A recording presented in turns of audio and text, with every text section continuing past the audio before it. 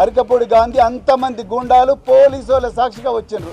ఎక్కడ పోయి మరి పోలీసు వాళ్ళు ఇలా లాఠీ చార్జ్ చేయొచ్చుగా పోలీసు వాళ్ళు ఎందుకు చేయలేదు? మరి ఎందుకు వాళ్ళందరినీ ప్రివెంటివ్ అరెస్ట్ చేయలేదు? ఒక ఎమ్మెల్యేని ఎందుకు చేయలేదు? అనబడి వచ్చిన గుండాగాలను ఎందుకు చేయలేదు? అంటే తప్పకుండా ఇది ప్లాన్ ప్రకారమే. మీరు ఫ్రీగా ఉండండి, మీరు ఏమైనా చేసుకోవచ్చండి. వాళ్ళకేమో రెడ్ కార్పెట్ వెల్కమ్ ఇచ్చిండ్రు, బాధితుడినేమో 100 మంది పోలీసులు ఇక్కడ నిర్బంధించారు. ఇదంతా రాష్ట్రంలో హోంమంత్రి ఎవరు? ముఖ్యమంత్రి ఆదేశాల మేరకే ఇవాళ పోలీసులు ఈయనకు గ్రీన్ ఛానల్ ఎంట్రీ ఇచ్చిండ్రు. అందుకోకే ఇవాళ అరకపూడి గాంధీ గారు వెంబడిన దుండగులందరూ కూడా వచ్చి ఇవాళ కౌశిక్ రెడ్డి గారి మీద దాడి చేసిండ్రు. ఇది ఈరోజు ప్రజాస్వామ్యం చిక్కుతో తల వంచుకునే రోజు ఈరోజు వచ్చింది.